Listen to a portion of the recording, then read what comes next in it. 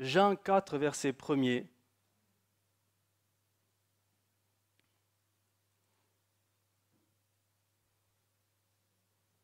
Si on devait donner un titre, et il le faut, ça reprendrait un petit peu le don spirituel qu'il y a eu, que le Seigneur nous ferait un chemin. Le titre, il est celui-ci, Itinéraire d'un enfant de Dieu. Itinéraire. Jean 4, verset 1er.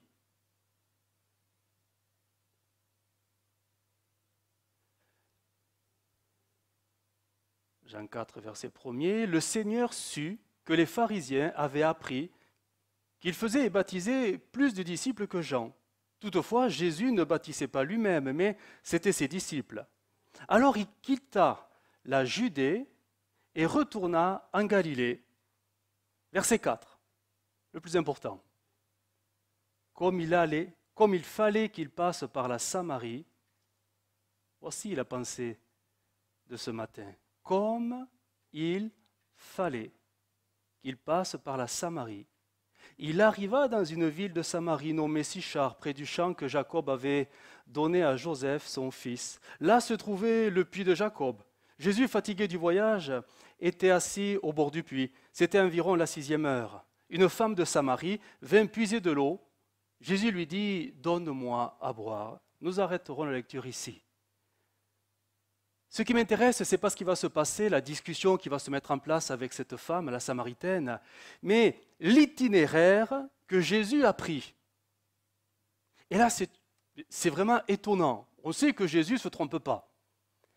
Il passait ses nuits à prier le Père pour savoir les œuvres qu'il y avait à faire. Donc, il était à jour avec Dieu à ce niveau-là. Chaque jour, il avait des œuvres bien particulières et bien précises. Il n'y avait pas de hasard. Les choses étaient conduites par Dieu. Et là, ce verset 4 nous dit « Comme il fallait qu'il passe par la Samarie ». On a vraiment l'impression qu'il fallait vraiment qu'il passe par la Samarie. Pourtant, si vous êtes un peu curieux et si vous allez faire un petit peu quelques recherches dans les cartes à la fin des Bibles, on se dit « Mais il n'y a rien de logique dans ce que Jésus est en train de faire ». Si ce n'est, on le comprend mieux quand on pense que c'est la providence du Père qui le conduit à Samarie. Alors, pour retracer un petit peu la chronologie, nous sommes dans Jean 4, Jean 2, Jean chapitre 2, Jésus, en fait, il est là.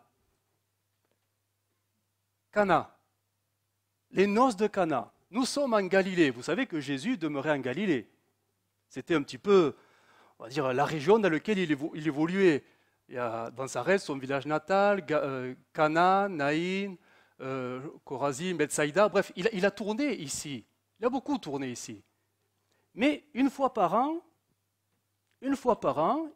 il montait. Alors nous, ça fait descendre, mais en fait, c'est monter parce que c'était une sorte de petite montagne. Il montait en Judée. En Judée, il y a quoi? Il y a Jérusalem. Et pour fêter la Pâque, Jésus, avec ses disciples, allait à Jérusalem. Oui, mais le problème, c'est que ces fameux 120 kilomètres, il y avait un territoire, il ne fallait surtout pas y aller. Il y avait la peste. Il y avait les Samaritains. Et tout juif religieux, mais c'était culturel, c'était vraiment culturel, s'interdisait de passer ici pour côtoyer ces gens-là. Alors la route, elle était celle-ci, un détour. Il prenait le chemin vert, il rallongeait de 30 km au-delà du Jourdain, la rive ouest, mais 30 km pour éviter de se souiller avec ces gens-là. Et tous les Juifs, il y avait une route, elle était là, voilà, pour aller à Jérusalem. Mais jamais, jamais, jamais, au grand jamais, un Juif passerait par là. Vous savez qu'entre les Samaritains et les Juifs, c'était... Oulala, au mieux pas, hein? C'était très mal vu tout ça. Alors Jésus, il est allé ici, nous sommes dans Jean 3, il est allé fêter la fête de Pâques ici. Et là, le Jean 4 nous dit, et comme il fallait qu'il revienne en Galilée, chez lui, quoi, tout simplement, il s'est dit, et là on ne le comprend pas, Là, les disciples, ils ne comprennent pas. Il fallait qu'il passe par la Samarie. Tout droit. Alors on pourrait se dire, oui, bon, c'est pour gagner du temps. C'est vrai, on va économiser 30 km, c'est pas rien, ils sont à pied. Hein. On va économiser du temps, essayer de rattraper le temps. Mais en fait, non. Si vous connaissez bien le texte de Jean 4, qu'est-ce qu'il va faire ici? Il va passer 2 jours. Donc ce n'est pas une question de gagner du temps, ce n'est pas un raccourci qu'il prend. C'est vraiment le texte 4, le verset 4 qui le dit, comme il fallait qu'il passe par la Samarie. C'était le programme de Dieu. Pas des disciples, certainement pas, mais le programme de Dieu. Il devait passer par là. Ce chemin que personne ne voulait prendre volontairement, lui, il le prend parce que son Père le conduit dans quelque chose de très particulier. Et Jean 4, vous le lirez à la maison, vous verrez que ça sera un réveil dans la Samarie. 2 jours, il y restera. Et tout le monde va y croire qu'il est le sauveur du monde, non pas à cause du témoignage de la Samaritaine, mais parce que tout simplement, les gens vont venir à lui et voir en lui le sauveur, le Messie promis. C'est étonnant, ce comme il fallait. Itinéraire de Jésus, itinéraire du Père que Jésus a mis en pratique tout simplement. Il fallait qu'il passe par la Samarie. Et si on lit attentivement les évangiles, on s'aperçoit que pendant 3 ans et demi, à peu près, Jésus n'a fait que rentrer d'étape en étape, de lieu en lieu, d'œuvre en œuvre, dans les « il fallait » que les choses soient ainsi. Il fallait que les choses soient faites comme cela. Il fallait. Je vais vous lire quelques versets, regardez, je le cite simplement, Luc 24, 44. C'est là ce que je vous disais lorsque j'étais encore avec vous, qu'il fallait que s'accomplisse tout ce qui est écrit de moi dans la loi de Moïse, dans les prophètes et dans les psaumes. Il fallait. Jésus n'est pas venu, on le sait parce qu'on est familier de l'écriture, mais Jésus n'est pas venu faire du tourisme en Israël. Aujourd'hui, on fait du tourisme en Israël. Mais Jésus n'est pas venu faire du tourisme en Israël. Il fallait qu'il y aille. Et d'étape en étape, il devait rentrer dans le programme du Père. Jésus n'est pas venu sur terre pour vivre sa vie. On le comprend parce que c'est Jésus, mais est-ce qu'il n'y a pas quelque chose pour nous aussi? Qu'est-ce que nous recherchons le plus ici-bas sur terre? Vivre une vie, et moi le premier, on est tous pareils, hein? Vivre une vie la moins douloureuse possible, la plus agréable possible. Parfois on en fait même des sujets de prière. Quand les choses commencent à tourner mal, on prie, Seigneur, Seigneur, Seigneur, fais quelque chose. Est-ce que Jésus est venu vivre sa vie? Non. Est-il venu fonder un foyer? Non. Est-il venu se marier? Non. A-t-il repris l'entreprise de charpente, je ne sais pas, de son père? Il était charpentier. Non. Il est vraiment venu parce qu'il fallait qu'il fasse les œuvres du Père. Il fallait. Alors j'ai relevé très rapidement, alors là maintenant c'est au présent qu'on va le conjuguer parce que le texte narratif est ainsi, mais tous les « il faut », c'est le verbe falloir qui montre la nécessité. C'est ainsi, c'est le devoir, il faut le faire, c'est comme ça, il faut, il fallait, il faut. À 12 ans, déjà à 12 ans, Jésus va rentrer dans le « il fallait », il faut. Luc 2, il parlera à ses parents. Ne savez-vous pas qu'il faut que je m'occupe des affaires? Il faut. C'est plus fort que moi, je suis envoyé pour ça et je dois le faire. Il faut. Il a 30 ans, il va grandir. Dans Jean 9, il faut que je fasse, tandis qu'il est jour, les œuvres de celui qui m'a envoyé. Il faut. Dans Luc 4, nous sommes après la multiplication des pains. Une foule de gens se mirent à sa recherche et arrivèrent jusqu'à lui. Ils voulaient le retenir afin qu'il ne les quitte pas. Mais il leur dit, il faut aussi que j'annonce aux autres villes la bonne nouvelle du royaume de Dieu. Dans Luc 17, Jésus savait qu'il serait rejeté. Comme l'éclair resplendit et brille d'une extrémité du ciel à l'autre, ainsi sera le Fils de l'homme en son jour, mais il faut auparavant qu'il souffre beaucoup. Il faut. Dans Jean 13, Jésus savait qu'il serait trahi. Je connais ce que j'ai choisi, mais il faut que l'Écriture s'accomplisse. Celui qui mange avec moi le pain a levé son talon contre moi, je vous le dis, l'un de vous me livrera. C'est dur, hein? Si nous d'avance on savait que quelqu'un allait nous trahir, on mettrait très vite les espaces. Hein? Mais Jésus n'a pas fait ça. Parce qu'il fallait que les choses soient comme ça. Jésus savait qu'il serait crucifié. Jean 3. Comme Moïse éleva le serpent dans le désert, il faut de même que le Fils soit élevé, afin que quiconque croit en lui ait la vie éternelle. Il faut. Je ne sais pas si on réalise la portée de ce « il faut ». Si on nous disait avant notre conversion, « Ok, tu te convertis, c'est bien, mais dans une semaine, tu vas mourir à cause de ta foi. » Oula, peut-être qu'il y en a beaucoup qui reculeraient. Les il faut. Jésus savait qu'il ressusciterait. Luc 24.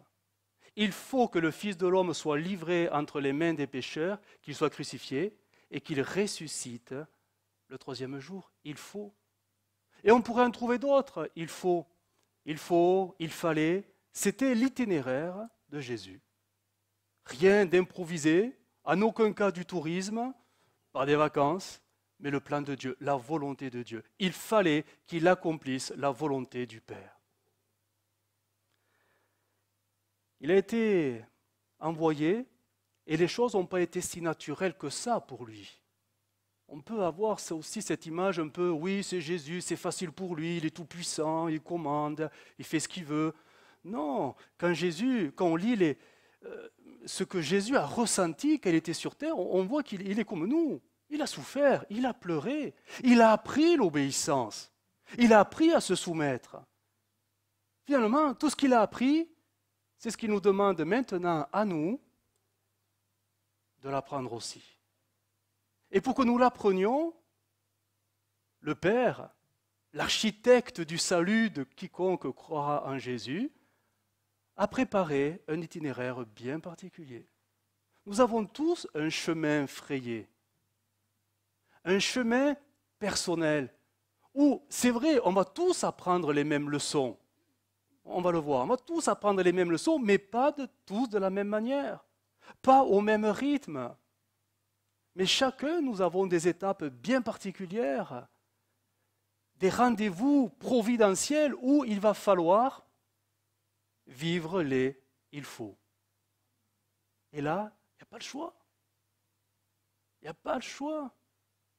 C'est ça la vie chrétienne. Ce n'est pas vivre pour soi, c'est vivre pour Dieu. Oh là là, je vous ai perdu. Vous vous rappelez quand vous avez donné votre cœur à Jésus? Vous avez compris ce que vous avez fait à ce moment-là? Non, pas trop. On n'a pas tous compris. Donner son cœur à Jésus, donner sa vie à Jésus, ça veut dire que ma vie ne m'appartient plus. On le comprend pas après pas. Et peut-être que ce message va t'aider à mieux comprendre dans quoi tu t'es engagé. Mais la vie chrétienne, ce n'est pas vivre pour soi, c'est vivre pour celui en qui tu crois. Nous avons parfois réduit la vie chrétienne à une vie plus agréable sur terre, une vie plus confortable, une vie où Jésus, Seigneur, donne-moi une épouse, donne-moi un époux, donne-moi des enfants, donne-moi un travail, une voiture, et que mes tomates soient bien rouges. Elle commence, mais on va prier plus. Vous comprenez ce que je suis en train de démontrer? En fait, mais sans le faire à mal, mais on glisse vers cette tendance où finalement le centre de notre vie chrétienne, c'est même pas Christ, c'est notre confort. Et on demande à Jésus d'améliorer notre confort. Mais rappelons-nous que si nous avons donné nos vies, ce n'est pas pour qu'elles soient plus confortables, mais c'est pour servir les intérêts de Dieu. C'est plus pareil. Écoutez l'apôtre Paul dans 1 Corinthiens 6, 19. Ne savez-vous pas que votre corps est le temple du Saint-Esprit qui est en vous et que vous avez reçu de Dieu et que vous ne vous appartenez plus à vous-même? Car vous avez été rachetés à grand prix. Glorifiez donc Dieu dans votre corps et dans votre esprit qui appartiennent à Dieu. Êtes d'accord avec cette déclaration? On ne s'appartient plus. Je le relis dans Parole vivante. Vous n'êtes plus les maîtres de votre corps et vous ne pouvez pas en disposer à votre gré. Vous ne vous appartenez plus à vous-même. Car ça, c'est à un grand prix que vous avez été rachetés. Honorez donc Dieu et rendez-lui gloire par votre corps, même aussi que votre esprit, car tous les deux appartiennent à Dieu. Depuis le jour où je donnais ma vie, mon cœur à Jésus, depuis le jour où je suis né de nouveau, enfant de Dieu, Dieu, il a frayé un chemin. Ce chemin, c'est ta vie chrétienne. Et cette vie chrétienne dans laquelle tu es censé marcher, elle est jalonnée d'étape en étape, d'œuvre en œuvre, de rendez-vous en rendez-vous, ou plutôt par des « il faut ». La vie chrétienne, ce n'est pas que des bénédictions et des avantages, mais comme certains le disent parfois dans les médias, mais la vie chrétienne, c'est aussi des devoirs. Il n'y a pas que des avantages. Bien sûr que nous croyons que les bénédictions de Dieu se renouvellent tous les matins, la fidélité de Dieu se renouvellera tous les matins, mais nos devoirs envers Dieu se renouvellent aussi tous les jours. Nous devons quelque chose à Dieu. Et ce devoir se concrétise par nous devons rentrer dans les « il faut », tout simplement. Il faut parce qu'on n'a pas le choix. Est-ce que c'est nous qui traçons notre chemin? Certains essaient de le faire en imposant à Dieu leur chemin, leur parcours, leur désir, leur « j'aimerais bien que ».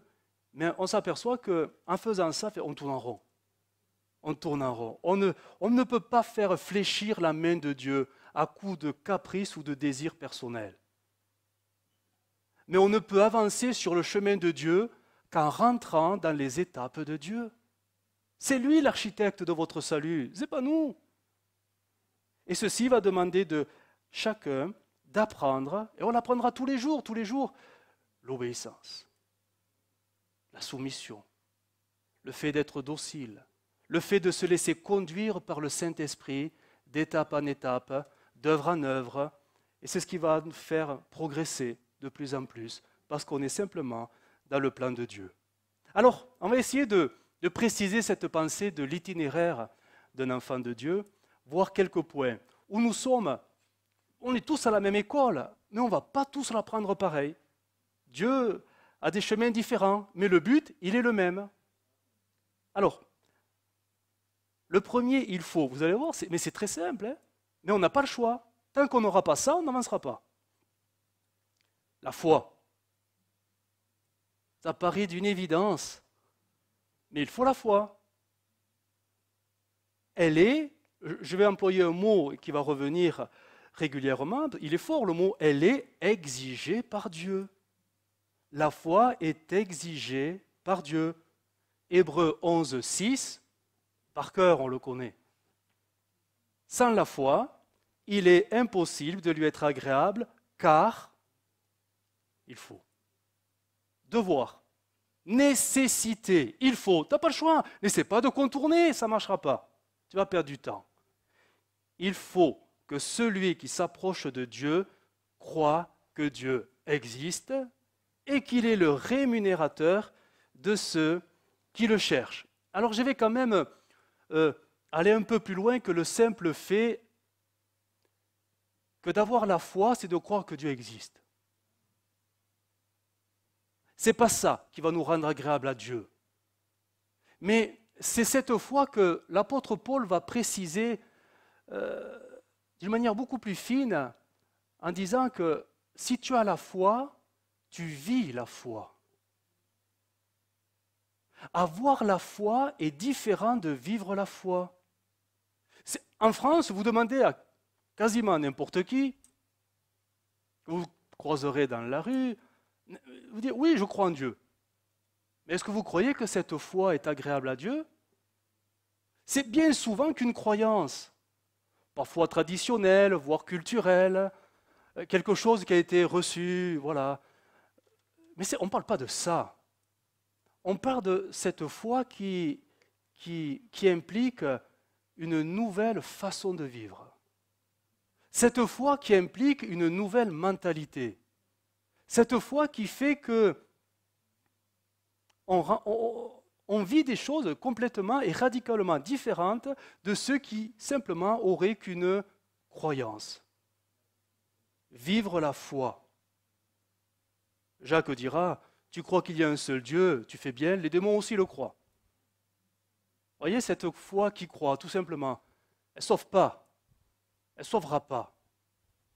Mais l'apôtre Paul dira dans Galates 2, « Je vis dans la foi au Fils de Dieu. J'ai été crucifié avec Christ, et si je vis, ce n'est plus moi qui vis, c'est Christ qui vit en moi. Si je vis maintenant dans la chair, je vis aussi dans la foi au Fils de Dieu. » C'est ce genre de foi qui plaît à Dieu, qui est agréable à Dieu. Et on n'a pas le choix, il faut avoir ce genre de foi. Cette foi qui va tout simplement changer votre façon de vivre tous les jours. On n'est plus dans de la croyance traditionnelle, on est dans une nouvelle vie, née de nouveau, née de l'Esprit. Dans 1 Thessaloniciens, il est dit, nous rappelant sans cesse l'œuvre de votre foi. Si tu vis dans la foi de Christ, ta foi, elle va produire des résultats. C'est ça, vivre dans la foi du Fils de Dieu. Ta foi ne peut pas rester morte, inerte, mais elle produit quelque chose de vivant.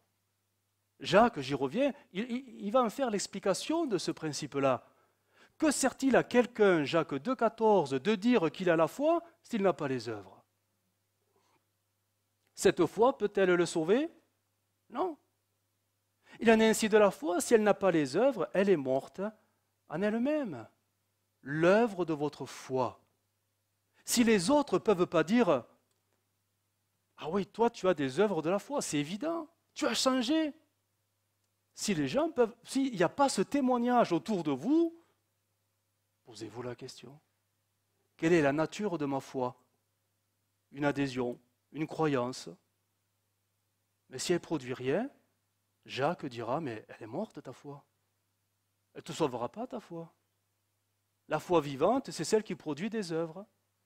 C'est elle qui sauvera. Pourquoi? Parce qu'elle est agréable à Dieu, simplement. Elle est agréable à Dieu. Donc, on n'a pas le choix. Je, tu, nous devons vivre la foi de Dieu. Il faut que nous vivions la foi qui est agréable à Dieu. Vous êtes d'accord avec ça? Eh oui. Alors, peut-être que vous me direz, mais concrètement, ça donne quoi vivre la foi? Vivre la foi selon Dieu, la foi de Dieu. Ça sera mon deuxième point, l'obéissance. Il faut obéir. Il n'y a pas le choix. Elle est exigée de Dieu. L'obéissance est exigée de Dieu. Acte 5, 29, c'est Pierre qui va répondre au tribunal, le Sanhédrin. Il va leur dire cette parole, elle est très simple, elle est très courte, mais elle est directe. Il faut obéir à Dieu plutôt qu'aux hommes. Obéir à Dieu. Mais ça veut dire quoi, obéir à Dieu? Qu'est-ce que Dieu nous a laissé qui va démontrer que nous voulons lui obéir? L'Écriture, la Bible. Regardez ce texte. Dans Matthieu 23, Jésus qui va parler aux pharisiens. Vous vous acquittez méticuleusement, c'est des paroles vivantes, Matthieu 23, 23, vous vous acquittez méticuleusement de la dîme des plus petites herbes de votre jardin, menthe, anis et cumin, mais vous laissez complètement de côté ce qu'il y a de plus important dans la loi, c'est-à-dire une vie conforme à la volonté de Dieu, empreinte de bonté et de foi. Voilà, dira-t-il, voilà ce qu'il fallait pratiquer sans négliger le reste. Jésus est en train de dire aux pharisiens qu'il faut pratiquer les Écritures. Eux étaient dans le détail, la dîme des herbes, tout cela, mais Jésus leur dit, mais c'est bien ce que vous faites, mais il faudrait aussi faire le plus important, vivre une vie conforme à l'Écriture. Et ça, c'est valable aussi pour nous. Il nous faut vivre une vie conforme aux Écritures. Ça s'appelle l'obéissance. Nous devons obéir à Dieu. On n'a pas le choix. Alors ça paraît contraignant, dit comme ça, mais quand on comprend ce que cela implique et tout ce que cela veut dire, c'est agréable. Ça devient agréable, parce que ça ne devient pas une nécessité, mais un besoin d'obéir à Dieu, de lire la Bible et de découvrir l'Écriture, la volonté de Dieu, et de la mettre en pratique. Ce n'est pas une contrainte, ça ne devient plus une contrainte. Quand l'Esprit vous anime, quand l'Esprit vous donne les forces pour vivre cette dimension-là, mais ça devient plaisant d'accomplir les Écritures, sachant que ça va plaire de plus en plus au Père. Nous devons obéir et pratiquer les Écritures. Les textes sont nombreux pour nous montrer que c'est une nécessité. 1 Samuel 15, l'Éternel trouve-t-il du plaisir dans les holocaustes et les sacrifices, comme dans l'obéissance à la voix de l'Éternel? Voici, l'obéissance vaut mieux que les sacrifices et l'observation de sa parole vaut mieux que la graisse des béliers. Parfois, on peut se tromper soi-même en faisant des choses qui pourraient peut-être plaire à Dieu. Des activités, on s'engage dans telle action, on fait. Mais si à côté, vous ne mettez pas en pratique l'Écriture, en fait, on se trompe. On se trompe de chemin. On est dans ce que moi je pense qui plairait à Dieu, alors que Dieu a déjà pensé ce qui lui plairait en te faisant un « il faut » que tu obéisses à l'Écriture. Jacques le dira, 1,22, mettez en pratique la parole et ne vous bornez pas à l'écouter en vous trompant vous-même par de faux raisonnements. Matthieu 7, 21, parole de vie, pour entrer dans le royaume des cieux, il ne suffit pas de dire Seigneur, Seigneur, il faut aussi faire la volonté de mon Père qui est dans les cieux. Quand je viendrai pour juger les gens, beaucoup me diront, Seigneur, Seigneur, c'est en ton nom que nous avons parlé, c'est en ton nom que nous avons chassé les esprits mauvais, c'est en ton nom que nous avons fait de nombreux miracles. Alors je leur dirai, je ne vous ai jamais connu. Allez-vous-en, loin de moi, vous qui faites le mal. Vous vous rendez compte, cette parole, comme elle est dure? Ils ont fait plein d'actions pour le Seigneur, et Jésus leur dit, vous faites le mal. Parce que ce que Jésus attend de chacun, c'est que nous accomplissions la volonté de son Père qui est écrite dans la Bible. Dieu veut que nous soyons obéissants. Ce qui nous sauvera, ce n'est pas tous nos sacrifices, ce n'est pas le service que nous accomplissons, ce n'est pas les engagements que nous prenons, ce n'est pas ça. Ce qui vous sauvera, c'est votre obéissance dans l'Écriture, qui fait que votre vie sera agréable à Dieu et qui vous fera porter du fruit. Alors, creusons un peu plus. Qu'est-ce que la Bible nous dit qu'il faut absolument faire? Parce que la Bible, c'est quand même un livre qui est assez épais. Alors on va aller dans quelques pistes, pour nous montrer quelques il faut. Un point qui touche particulièrement le cœur du Père, c'est l'adoration. Il faut adorer Dieu. Je dirais, mais si vraiment tu veux plaire à Dieu, tu n'as pas le choix. tu vas devoir être un adorateur. Je reviens à ce mot, peut-être qu'on n'aime pas trop, elle exigeait de Dieu. Elle exigeait de Dieu. Écoutez Jean 4, 24, justement cette parole dite à la Samaritaine. Dieu est esprit. Et il faut que ceux qui l'adorent en esprit et en vérité. L'adoration, c'est une obéissance. C'est parfois même, ça va beaucoup plus loin, un sacrifice volontaire, consenti, surtout quand les circonstances ne s'y prêtent pas. Est-ce que vous avez toujours envie de louer Dieu? Vous, oui, vous êtes bien, vous. Mais les autres, des fois, ils n'ont pas envie. Ils n'ont pas envie, pourquoi? Parce que tout va mal autour d'eux.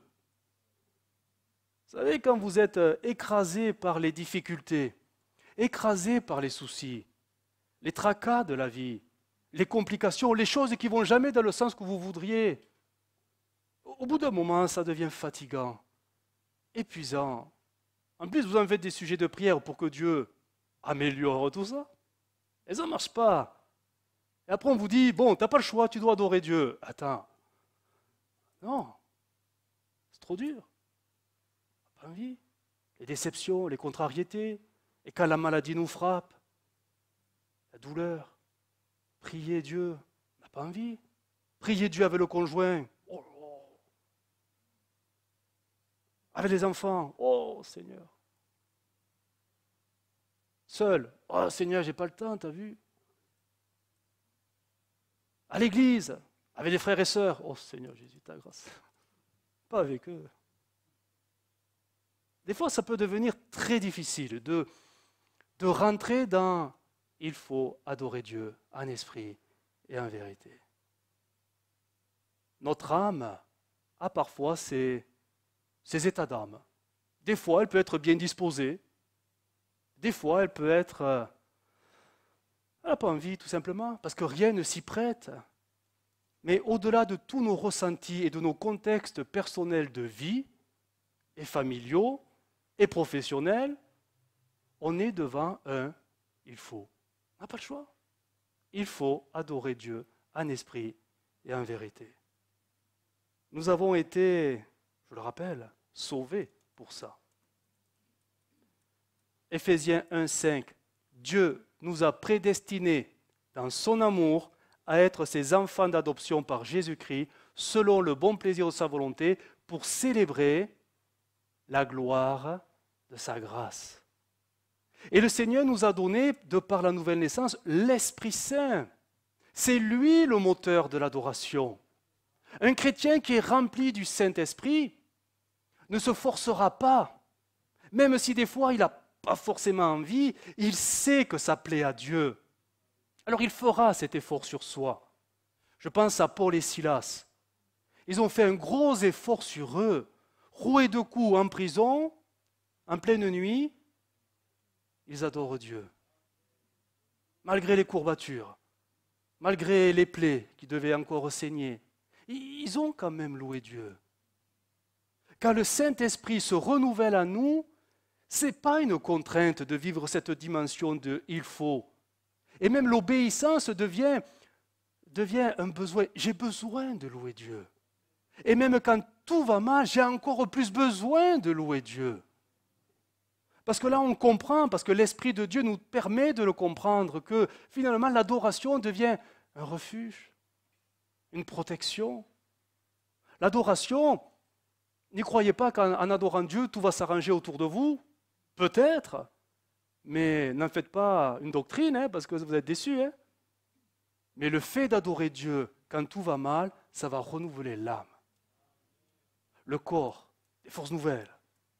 Peut-être que Dieu, lui, fera quelque chose en retour, c'est déjà arrivé, il y a beaucoup de témoignages. Mais on ne loue pas Dieu pour recevoir quelque chose. On est d'accord avec ça, On loue Dieu pour rapporter quelque chose à Dieu. Et dans sa grâce, des fois, lui nous donne quelque chose en retour. Mais quand on adore Dieu en esprit et en vérité, donc conduit par l'esprit, le simple fait d'adorer Dieu, c'est suffisant. C'est suffisant. Parce que tous ceux qui louent Dieu de tout leur cœur se sentent mieux après l'avoir fait. Louer Dieu. Je vais même aller plus loin en disant qu'adorer Dieu, ce n'est pas faire sa prière d'adoration. Vous savez, un petit peu comme on fait lors de nos cultes, on loue Dieu tour de rôle. C'est une façon d'adorer Dieu, mais on ne peut pas limiter l'adoration à ça. L'adoration, c'est une mentalité. C'est un état d'esprit. C'est une façon de vivre sous le regard de Dieu. On peut louer Dieu sans venir à l'église. On peut louer Dieu en arrosant ses tomates pour qu'elles deviennent plus rouges. C'est peut-être plus efficace que la prière qui ne sera pas exaucée. Louer Dieu, c'est en toutes circonstances. Parfois, c'est à haute voix, comme ici, ça s'y prête. Mais ça peut être intérieur. Ça peut être en langue, dans sa tête. Mais l'adoration, c'est quelque chose qui vit en nous et des fois, ça prend des formes diverses et variées selon les circonstances que nous vivons tous les jours. C'est ça qui est agréable au Père, que nous soyons des adorateurs. Pas de ceux qui faisons de l'adoration de temps en temps, le dimanche de 10h à midi. Faire de l'adoration, c'est pas ça. Mais c'est être des adorateurs. Et ça, il n'y a que le Saint-Esprit en nous qui est le moteur de ça. Qui fait de cette exigence un besoin. Un besoin. J'ai besoin d'adorer Dieu. Amen? C'est important, hein? Après, c'est vrai que quand l'esprit n'est pas tout à fait là, quand l'esprit ne se renouvelle pas, l'exigence peut devenir pénible. Difficile. On n'a pas envie de louer Dieu. On n'a pas envie d'adorer Dieu. Même à l'église, on n'a pas envie. On n'a pas envie d'adorer Dieu avec son époux, son épouse. On n'a pas envie d'adorer Dieu avec les enfants. On n'a pas envie d'adorer Dieu parce que l'esprit... si vous éteignez le moteur d'une voiture, elle fait quoi la voiture? Elle s'arrête. Si vous êtes un point mort, bon, ça va continuer. Mais au bout d'un moment, quand la côte viendra, voilà. Tout simplement. L'esprit. Il faut adorer Dieu en esprit et en vérité. Un autre point, il y en a 5, là on en est au 4e. Il faut, parce qu'on n'a pas le choix non plus, Dieu le veut comme ça. Alors là c'est très général, mais vous allez comprendre la pensée, il faut prier. Je distingue la prière de l'adoration. Il faut prier. Elle est exigée de Dieu. Luc 18, 1, nous sommes dans la parabole de Jésus qui explique la veuve et le juge inique. Je passe les détails, vous les lirez à la maison. Mais Jésus leur adressa une parabole pour montrer qu'il faut toujours prier et ne pas se relâcher. Il faut toujours prier. Une exigence du Seigneur qui devient un besoin de prier car le Saint-Esprit remplit votre cœur. Une obéissance. Matthieu 26, veillez et priez afin que vous ne tombiez pas dans la tentation. L'esprit est bien disposé, mais la chair est faible. 1 Pierre 4, 7, la fin de toute chose est proche, soyez sages et sobres pour vaquer à la prière. Une autre version va le traduire ainsi, gardez l'esprit éveillé, pas le Saint-Esprit, là, votre esprit, afin de pouvoir prier. Gardez l'esprit éveillé afin de pouvoir prier. Philippiens 4. Ne vous inquiétez de rien, mais en toute chose, faites connaître vos besoins à Dieu par des prières et des supplications avec des actions de grâce. Donc là, on n'est plus dans l'adoration, mais on est dans cette formulation d'un cœur à cœur avec Dieu, suivant ce que nous traversons, que ce soit peut-être la tentation, que ce soit un besoin particulier, mais le fait d'être connecté avec le Père. Quand tu pries, entre dans ta chambre, et là, ferme la porte, et ton Dieu sera avec toi. La prière, c'est vraiment un refuge. C'est un refuge. C'est dommage parfois, pour les enfants de Dieu, quand il y a des difficultés, ils s'agitent dans tous les sens, ils frappent à toutes les portes, et c'est quand plus rien ne ou quand rien n'a marché, qui se disent, bon, ben, je vais prier Dieu. Si on priait Dieu avant, ça éviterait les agitations. La prière devrait être cette nécessité de l'âme d'aller chercher auprès du Seigneur la consolation quand les choses vont mal. Dieu n'a jamais dit qu'il exaucerait tout, mais Dieu nous a promis qu'il serait toujours avec nous dans la prière. Et Dieu sait très bien ce dont nous avons le plus besoin. Nous, parfois, quand nous sommes dans des besoins, on croit que l'exaucement c'est forcément la solution. Non? Qu'est-ce que Dieu a promis dans les besoins? La paix. La paix. Et la paix de Dieu qui surpasse toute intelligence vous sera donnée. Ce dont nous avons le plus besoin, c'est que notre âme soit en paix. Quelles que soient les situations que nous traverserons, Dieu n'a jamais dit qu'il bénirait et qu'il exaucerait toutes vos demandes. Jamais ce n'est écrit. Mais il vous promet sa paix si vous vous tournez vers lui. Et si vous apprenez à vous décharger de tout ce qui vous fait mal, ce qui vous pèse. La prière, littéralement, ça veut dire se tourner vers Dieu.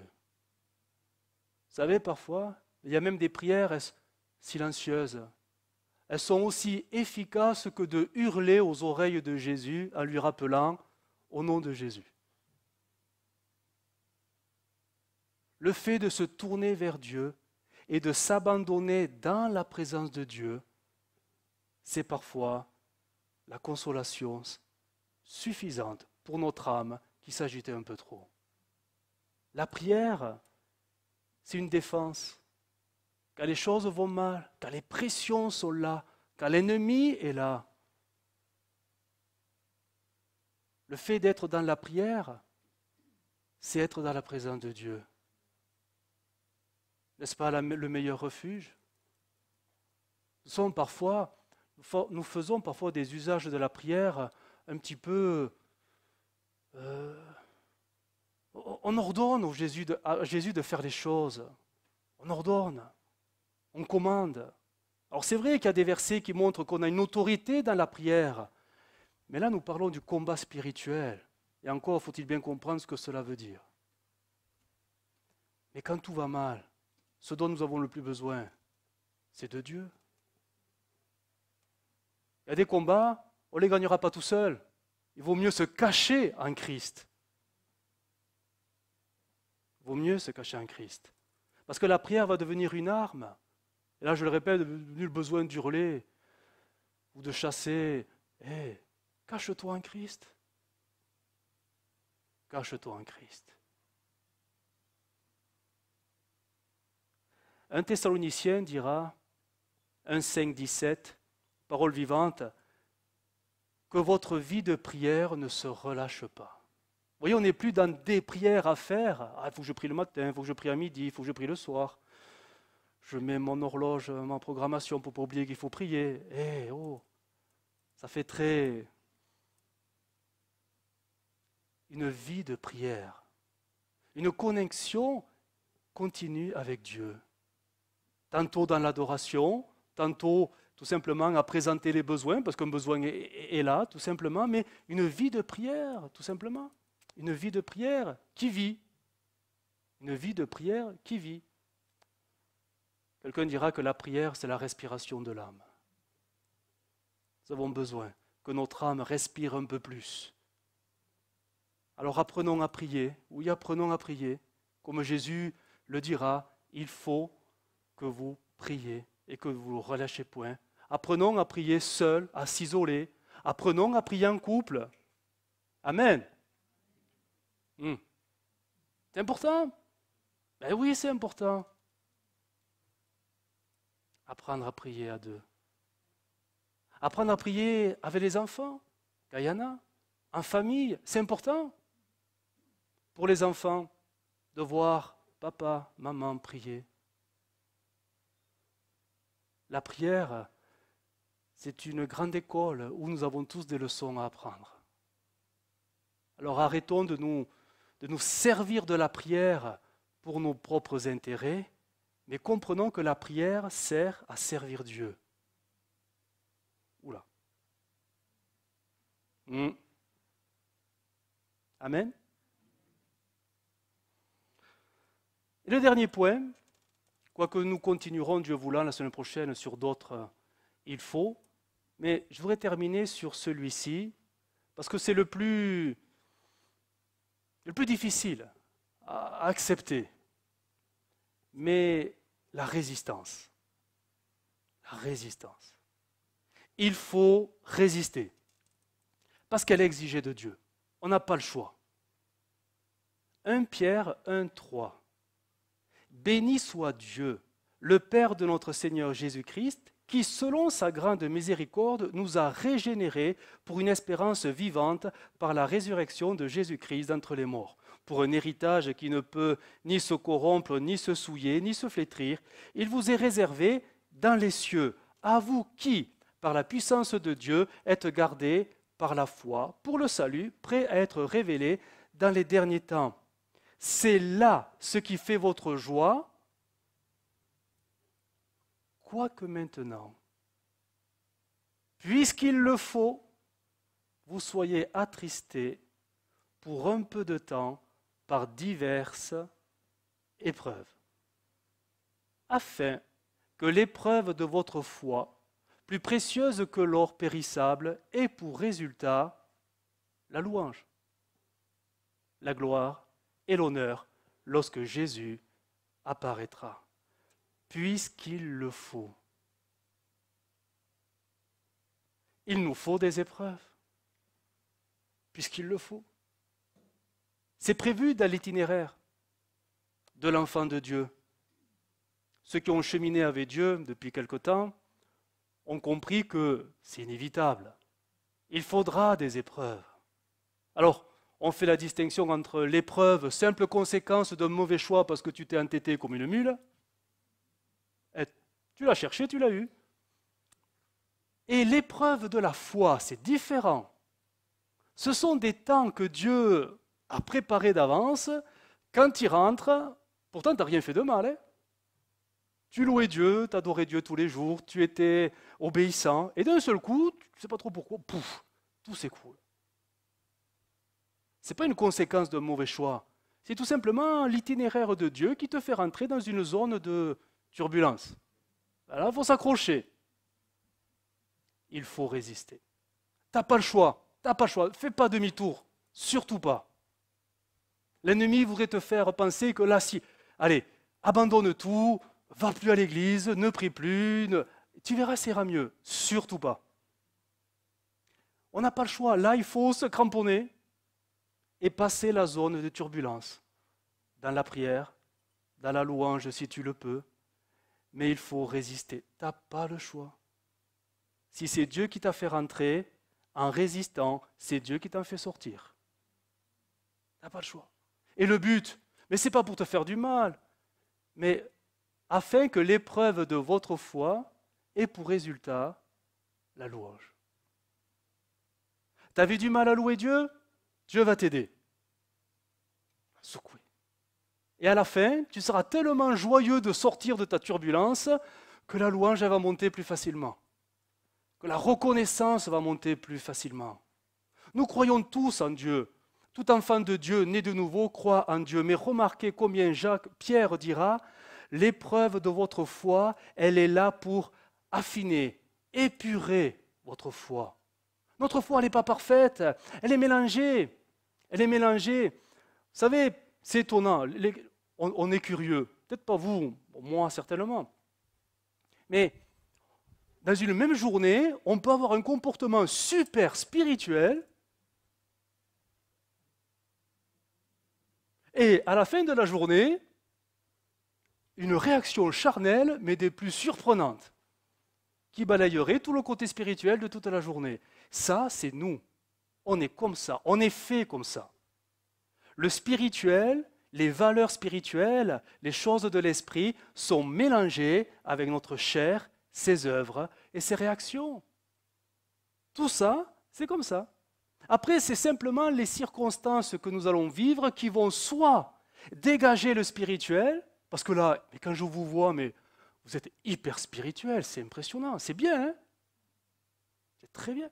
Mais cet après-midi, Si vous rentrez dans une circonstance qui vous picote, ou le spirituel et le charnel, il va prendre le dessus.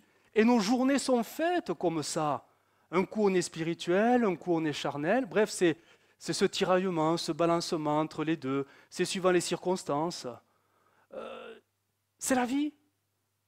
Mais Dieu du haut des cieux, qui voit la foi qu'il y a dans notre cœur, il dit, je vais quand même les aider. Il suffit tout simplement de faire remonter le charnel pour que ça, il apprenne à le faire mourir. Et après, on s'aperçoit que les mêmes situations, une fois qu'on est vainqueur dans ça, ne nous affectent un peu moins. Et le spirituel gagne un peu plus. Mais c'est la vie de tous les jours, c'est la vie chrétienne. Cette leçon, on a tous besoin de l'apprendre. On l'apprendra tous à un rythme différent, selon les situations différentes, mais on apprendra tous cette leçon parce que Dieu veut que nous soyons spirituels. Et il nous dit, mais la chair, elle doit mourir. Mais il va nous aider à la faire mourir. Parce que des fois, on ne sait même pas qu'on est très charnel. Il suffit qu'on nous titille un petit peu, qu'on nous agace un petit peu, qu'on nous irrite un petit peu, pour que le charnel revienne très vite. Regardez Pierre. Pierre.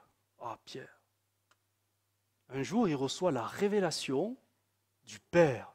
Jésus dira, « Qui dites-vous que je suis ?» Et Pierre dira, « Tu es le Fils de Dieu. » Jésus va le regarder, « C'est bien, ça ne vient pas de toi, ça vient du Père. » Et quasiment dans la même journée, Jésus va simplement dire, « Bon, il faut que j'aille à Jérusalem, je dois mourir, on va me faire souffrir. » Et là, Pierre, qui prend à part Jésus et lui fait des reproches. « À Dieu ne plaise, ça ne t'arrivera pas. » Et Jésus qui va lui dire cette parole, « Arrière de moi, Satan. » Vous voyez que le spirituel se côtoie avec le charnel. Et c'est nous, hein.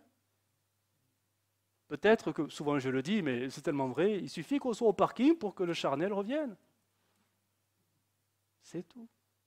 Alors Dieu prévoit sur l'itinéraire quelques épreuves, toujours proportionnelles à notre capacité de résistance, mais suffisantes pour mettre en lumière le côté charnel qu'il va falloir apprendre à faire mourir, le dépouillement. Et quand on vit cela, dans la victoire, la louange, elle monte plus facilement. Vous savez, c'est comme l'image du bon grain et de l'ivraie. Quand ça se mélange, comment on fait? Vous savez, avec le tamis, là, le crible, c'est le vent. On envoie ça et c'est le vent qui enlève l'ivraie parce que c'est beaucoup plus léger. Après, il reste que le bon grain. Et le Seigneur, parfois, il nous prend dans ses mains et hop, il nous fait sauter. Ça fait toujours mal quand ça retombe. Hop, hop. Ça nous dépouille. Il nous secoue. Prenez un arbre qui a des feuilles prêtes à tomber. Pour les faire tomber, vous secouez l'arbre, ça tombe. Dieu nous secoue, mais jamais au-delà de nos forces. Jamais au-delà de notre capacité. Jésus le dira, celui qui persévérera jusqu'à la fin sera sauvé. La résistance, elle est indispensable pour tenir bon. Parfois, il y a même des prières, quand on est dans les tempêtes, non pas parce que c'est des conséquences mauvaises dues à un mauvais choix, mais des tempêtes, tempêtes que Dieu veut, simplement. Prier pour que Dieu les arrête, c'est un non-sens. Si elles viennent de Dieu, Dieu attendra qu'elles produisent son effet. Donc il vaut mieux se cramponner et à la chose la plus solide, Christ. Se cramponner à Christ. Je reviens sur le message de la semaine dernière. Si Christ n'est pas le fondement, les tempêtes vont vous balayer. Mais si Christ est le fondement, la tempête passera, vous resterez fermement attachés à la base. C'est un petit peu ce que Jésus a expliqué dans la parabole du semeur, les 4 terrains. Et il y a un terrain très particulier qui met en avant ce genre de foi qui ne résiste pas. Pourtant, elle est là, mais elle ne résiste pas. Elle est chaque fois balayée. Luc 8, 13, parole vivante. D'autres ressemblent aux grains qui tombent sur un terrain rocailleux. Lorsqu'ils entendent la parole, ils l'acceptent avec joie. Donc c'est bien. Mais comme ils n'ont pas de fond dans lequel elles puissent s'enraciner, elle ne va pas en profondeur et leur foi est passagère. Lorsque surviennent les difficultés, l'épreuve ou la tentation, ils se retirent et abandonnent tout. Ils démissionnent. Au lieu de traverser l'épreuve en résistant, ils partent en arrière. Combien de chrétiens tournent sur place? Un progrès, ils reculent. Un progrès, ils reculent. Un progrès, ils reculent. Alors, leur foi, elle est réelle, mais elle est tellement passagère qu'elle n'arrive même pas à s'enraciner. Ça reste un peu émotionnel, sincère, mais émotionnel. Et c'est les épreuves de la vie qui font qu'ils reculent. Après, ils vont revenir, mais ils vont reculer. C'est terrible. Ça attriste le cœur de Dieu parce que le but de l'épreuve, c'est que tout s'enracine et que ça porte du fruit.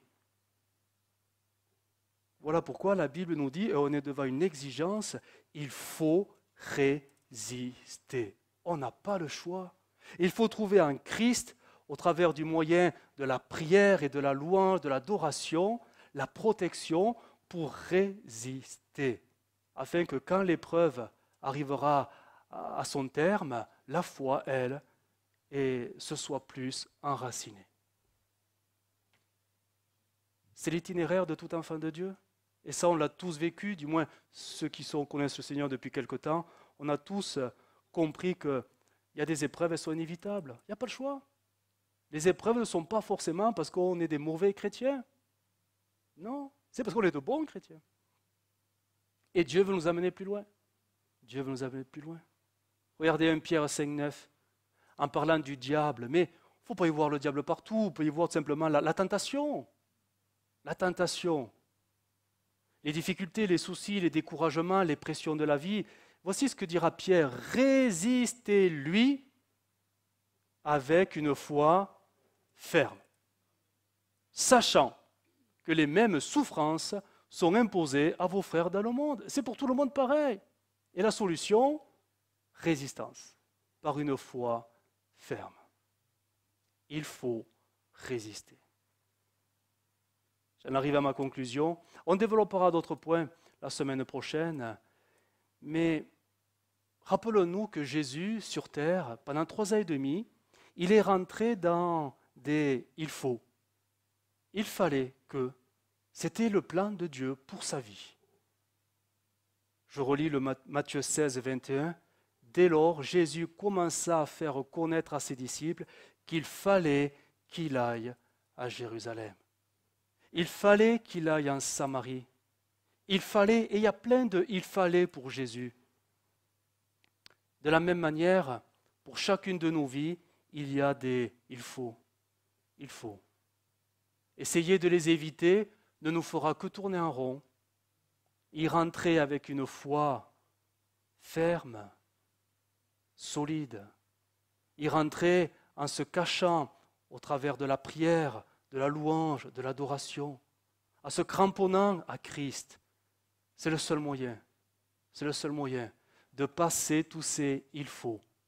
On n'a pas le choix. On n'a pas le choix. Notre foi grandira, notre foi s'épurera. Nous avons besoin de comprendre que c'est ça la vie chrétienne. Alors, je le répète, souvent je l'ai dit, attention avec ces doctrines qui vous promettent une vie plus agréable avec Dieu, parce qu'il va répondre à toutes vos attentes. Il fallait que vous entendiez cette prédication. Parce que ce n'est pas l'évangile, ça. Ce n'est pas l'évangile. Matthieu 11, 29, je termine. Parole vivante. Écoutez Jésus. Acceptez de vous laisser diriger par moi et mettez-vous à mon école. Mettez-vous à mon école. Elle exigeait cette école, mais Jésus ne va pas vous obliger. Il dit, viens te mettre à mon école. Accepte de venir dans mon itinéraire. Et là, ta foi grandira. Il faut l'acceptation. C'est une exigence, mais soumise à ton bon vouloir. Le veux-tu? Le veux-tu? Car de tout mon cœur, je suis doux et humble. Ainsi, votre vie trouvera son épanouissement dans le repos. Mettez-vous à mon école. On ferme nos yeux et on prie. Seigneur Jésus, nous te bénissons pour ta parole. Seigneur, elle est nécessaire, cette parole, parce qu'elle nous montre ce que tu attends de chacun.